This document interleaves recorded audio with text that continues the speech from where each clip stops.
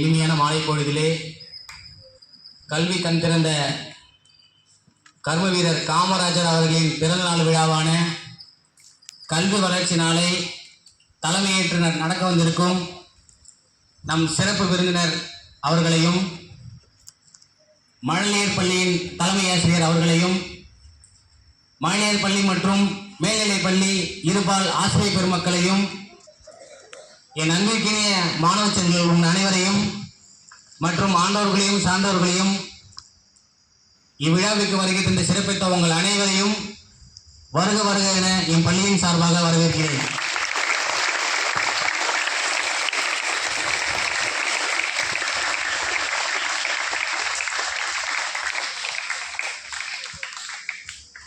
காமராஜர் அவர்கள் எளிமையான வாழ்க்கையை வாழ்ந்ததோடு மட்டுமல்லாமல் மக்களுக்கு ஆற்றிய சேவைகள் பல. அதில் ஒரு சில இப்பொழுது காமராஜர் ஆட்சி காலத்தில், அதாவது அவர் முதலமைச்சராக பதவியேற்ற பொழுது, அப்போ பார்த்தீங்கன்னா தமிழ்நாட்டில் சுகர் ஃபேக்டரிஸ் எதுவுமே கிடையாது. அப்போ என்ன பண்ணுறாங்க, அவங்களுடைய அமைச்சரவையெல்லாம் கூட்டி நம்ம தமிழ்நாட்டில் சுகர் ஃபேக்டரி இருந்தால் வேலை வாய்ப்பு இருக்கும், நம்ம மக்கள் எதுக்காகவும் வெளியே போக தேவையில்லை அப்படின்னு சொல்லிட்டு ஒரு மீட்டிங் போட்டு அதுக்கான ஏற்பாடு செய்கிறாங்க. அந்த நேரத்தில் சுகர் ஃபேக்டரியில் கொடியேற்றி பறந்த நாடு எது அப்படின்னா ஜாப்பனீஸ். அந்த ஜாப்பனீஸ் கூப்பிட்டு அவங்ககிட்ட கூப்பிட்டு நம்ம ஒரு ஒப்பந்தம் போட்டால் நம்மளுடைய தமிழ்நாட்டில் தொழில் வளர்ச்சி பெருகும் அப்படின்னு சொல்லிட்டு ஒரு திட்டம் போடுறாங்க. அதன்படியே அமைச்சர்கள் எல்லாம் ஜாப்பனீஸ் போயிட்டு அந்த தொழில்துறை உள்ள அந்த நபர்களை சந்தித்து இந்தியா அழைச்சிட்டு வராங்க. இந்தியா அழைச்சிட்டு வந்து காமராஜர் அவர்கிட்ட பேச வைக்கிறாங்க. அப்போ அந்த ஜாப்பனீஸ் சொல்கிறாங்க, உங்கள் ஊரில் வந்து பார்த்தீங்கன்னா இப்போ ஒரு சுகர் ஃபேக்ட்ரி அமைக்கணும் அப்படின்னா ஒரு 10% எங்கள் கவர்மெண்ட்லேருந்து உங்களுக்கு மானியம் தரும் அப்படின்னு சொல்கிறாங்க. இதை காமராஜர் எல்லாத்தையும் அவங்க பேசுறது எல்லாத்தையும் உற்று நோக்கிறாரு. உற்று நோக்கிட்டு அந்த மீட்டிங்லாம் முடிஞ்ச பிறகு அவங்க அமைச்சரவையை கூட்டி கடைசியாக என்ன முடிவு பண்ணாங்கன்னு சொல்லிட்டு டிஸ்கஸ் பண்ணுறாங்க. அப்போ டிஸ்கஸ் பண்ணும்போது, ஐயா இந்த மாதிரி பார்த்தீங்கன்னா ஒரு ஃபேக்ட்ரி கட்டினா 10% தராங்களாம், நம்ம எத்தனை ஃபேக்ட்ரி கட்டலாம் அப்படின்னு சொல்லிட்டு காமராஜர் கிட்ட அவங்க அமைச்சரவையெல்லாம் கேட்குறாங்க. அப்படியா, அந்த நிதியை நம்ம என்ன பண்ணலாம், நம்ம அமைச்சர்கள்லாம் பிரித்து கொடுக்கலாமா அப்படின்னு சொல்லிட்டு அமைச்சர் பெருமக்கள்லாம் கேட்குறாங்க.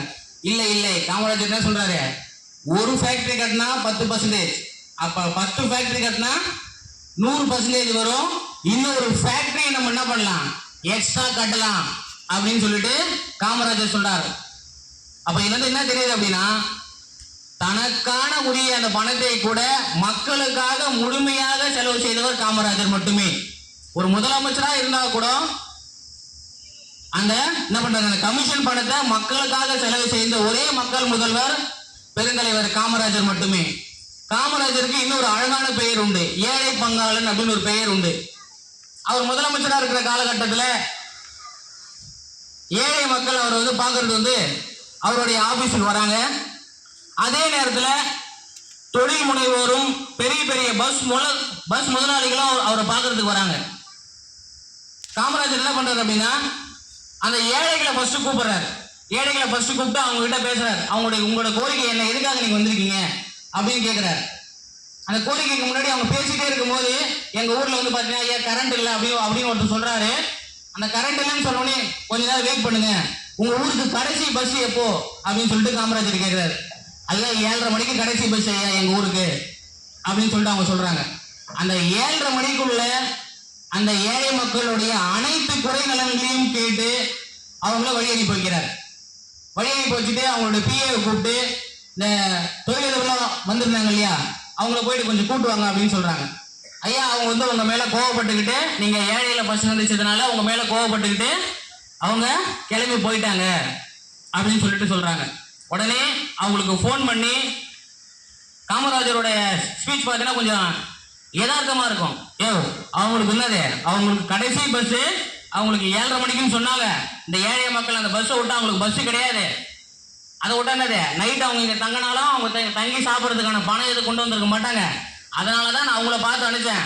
நீங்கள் மீட்டிங் முடிஞ்சு எப்போ வேணால் நீங்கள் என்ன பண்ணலாம், நீங்கள் கார்லேயோ இல்லை உங்களுடைய செலவு செஞ்சு ஏதாவது ஒரு வாகனத்திலே நீங்கள் போகலாம்.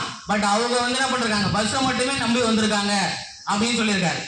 அதனாலதான் காமராஜருக்கு இன்றளவும் நம்ம என்ன பண்றோம் அப்படின்னா ஏழை பங்காளன் அப்படின்ற ஒரு பெயர் சொல்லி அவர் அழைக்கிறோம். இந்த இனிய திருநாளை சிறப்புடன் நேற்று வரைக்கும் தந்துள்ள நம்ம சிறப்பு விருந்தினர் அவர்களை விழாவை சிறப்பேற்று சிறப்பிக்குமாறு உங்கள் அனைவரின் சார்பாக கேட்டு விடைபெறுகிறேன். நன்றி, வணக்கம்.